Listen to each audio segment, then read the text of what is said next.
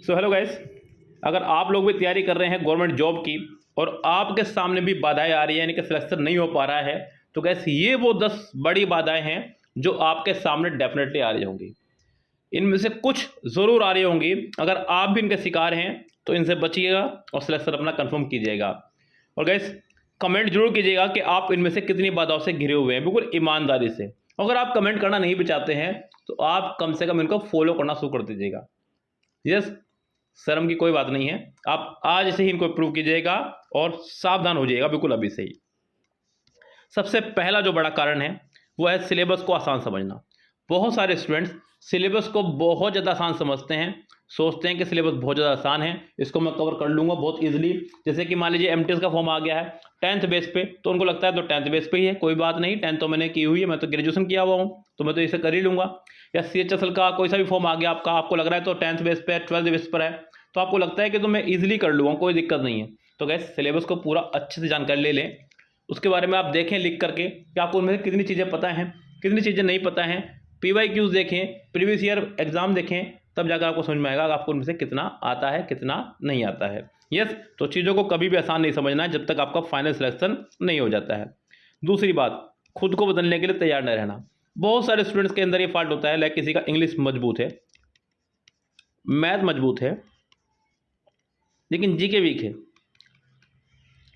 उसको लगता है कि इन दो चीज़ों के बेस पर मैं तैयारी कर लूँगा और नंबर आ जाएगा। बिल्कुल नहीं, सभी चीज़ें आपको बराबर लेके चलनी होंगी।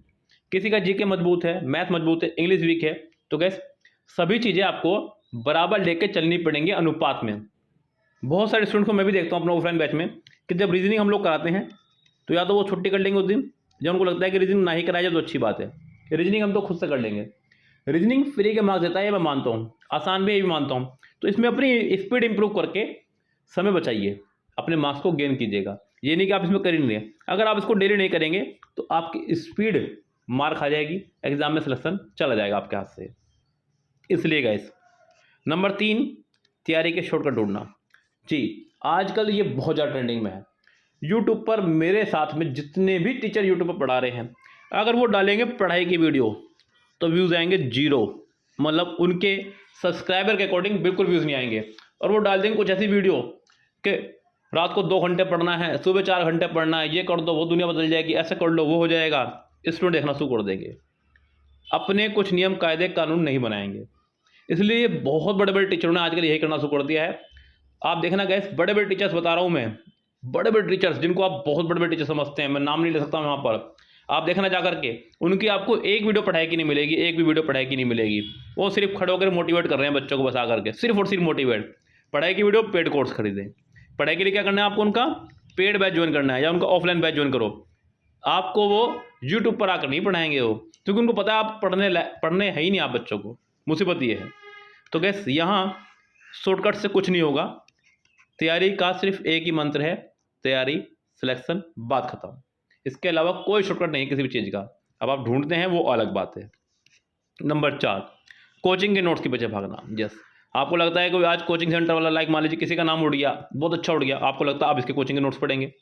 फिर कल को कोई और दूसरे टीचर का नाम उड़ गया यूट्यूब पर, अब आप उसके नोट्स पढ़ेंगे। देखिए गैस, क्या होता है कि नोट्स, मैं मानता हूँ कि डिफरेंस होता है नोट्स में, लेकिन ऐसा नहीं है कि जिसके आप नोट्स पढ़ रहे थे उसके नोट्स में कुछ भी नहीं है। यस, बेसिक्स सबके लगभग सेम होते हैं, सबने एक ही जगह से नोट्स बनाने होते हैं, बताने का तरीका अलग हो सकता है लोगों का। यस, तो यहाँ कोचिंग के नोट्स लें, लेकिन ऐसा नहीं कि आप लगातार अलग अलग कोचिंग के नोट्स के पीछे भागते रहें। 1-2 कोचिंग के नोट्स को लें, उनको ढंग से पढ़ें और उसको फॉलो करें। चलिए नंबर 5, ऑनलाइन तैयारी के नाम पर सिर्फ टाइम पास। बिल्कुल, ये बहुत बड़ी, मैंने बताया ना अभी आपको, यही हो रहा है, सिर्फ और सिर्फ टाइम पास हो रहा है खाली।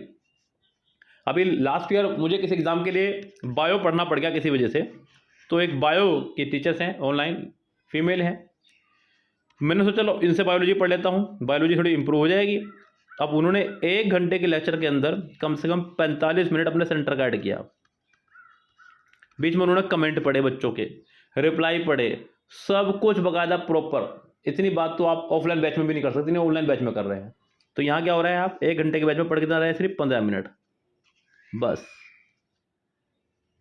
यही सब चीज़ें आपके साथ में हो रही हैं। डायरेक्ट वर्ड टू वर्ड आपको नहीं पढ़ना है, आपको पढ़ना ही ऐसे लोगों से है। मुसीबत ये है। तो यहाँ पर आपका हो रहा है सिर्फ और सिर्फ टाइम पास। अब लाइब्रेरी ज्वाइन कर लेंगे, ये एक और नया फंक्शन आ गया है। दोस्तों की देख में बच्चे लाइब्रेरी ज्वाइन कर लेंगे, उनको लगता है कि सिर्फ और सिर्फ सेल्फ स्टडी से काम चल जाएगा। जब तक सिलेबस कंप्लीट नहीं तब तक लाइब्रेरी से कोई काम नहीं चलेगा, और जिसे पढ़ना है गाइस वो घर बैठ के ही पढ़ लेगा। मैं लाइब्रेरी को बिल्कुल बुरा नहीं कह रहा हूँ कि लाइब्रेरी ज्वाइन करना बिल्कुल बुरी बात है, लेकिन लाइब्रेरी ज्वाइन करके वहाँ दोस्तियाँ करना ये बुरी बात है।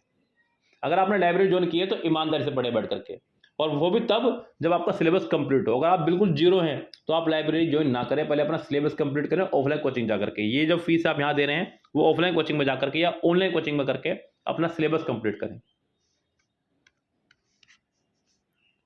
ये तो खैर सबको पता है गाइस। यस, ये सब चीज़ें जो बिल्कुल बर्बाद कर रही है स्टूडेंट्स को, गर्लफ्रेंड, बॉयफ्रेंड, लव अफेयर्स, इन सब चीज़ों पर बर्बाद हो रहे हैं बच्चे।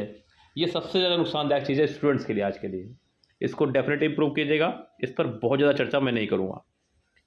रील, सोशल मीडिया में समय गंवाना, वीडियो देखने बैठे पढ़ाई की, 2 रील नीचे फालतू आ गई, उन्हें देख लिया, फिर बस रील पे रील आ रही है, आप उन्हें देखे जा रहे हैं। क्योंकि रील में क्या है गाइस, समय कम लगता है, 15, 30, 45, 60, 4 टाइमिंग में बटी आपकी रील्स। उनको पता है कम से कम समय की बनाओ जिससे कि लोग देखें, और रील बना रहे हैं और लोग देख रहे हैं। आप 1 घंटे रील देख लेते हैं, आपको पता ही नहीं चलता कि 1 घंटा कब समय पास हो गया आपका। तो इन चीज़ों से बचें। जब तक आपका सिलेक्शन नहीं तब तक आपके लिए रील और सोशल मीडिया खत्म है बिल्कुल। स्टडी मटेरियल और PDF जमा करते रहना, बिल्कुल नई नई बुक्स खरीद के ला रहे हैं। देखिए गैस, मैं पिछले 15 ईयर से इंग्लिश पढ़ा रहा हूँ, और कम से कम कई सालों से मैंने इंग्लिश पढ़ी भी है। और जब मैंने इंग्लिश पढ़ना शुरू कर दिया तब तक मेरे पास उस टाइम पर ना तो कोई यूट्यूब का सोर्स था, ना ही कोई गूगल सोर्स था। सिर्फ और सिर्फ एक ही सोर्स था, वो था बुक्स। और ऐसा नहीं कि मेरे पास पैसे बहुत थे, मैं बहुत पुअर फैमिली से बिलोंग करता हूँ। खुद से काम करके पैसे इकट्ठे करके बुक लानी पड़ती थी, तो इसलिए बहुत ज़्यादा बुक नहीं ला पाता था। तो सिर्फ मुश्किल से मैंने 2 या 3 बुक्स पढ़ी होंगी केवल इंग्लिश की, बस। उसके अलावा मैंने कुछ नहीं पढ़ा है गाइस, और उसी से इंग्लिश इंप्रूव हुई है। क्यों? क्योंकि उन 2 या 3 बुक्स को मैंने ढंग से पढ़ा है। यस, ऐसा नहीं कि मैं 50 बुक लिया और पढ़ा मैंने एक को भी ढंग से नहीं। अगर आप एक बुक को 50 बार पढ़ लें वो ज़्यादा बढ़िया है, बावजूद उसके कि आप 50 बुक को ला करके पढ़ें। एक बुक को 50 बार पढ़ लें वो ज़्यादा अच्छा है, आपको उसके कॉन्सेप्ट, बेसिक्स सब समझ में आएंगे। इन सब चीज़ों को समझना है आपको गाइस। और लास्ट पॉइंट है कि बार बार रिवीजन ना करना। लोगों को लगता है कि रिवीजन तो करना ही नहीं है, ये तो मुझे आ चुका है। तो गाइस, रिवीजन करना बहुत ज़्यादा ज़रूरी है किसी भी एग्ज़ाम्स के लिए।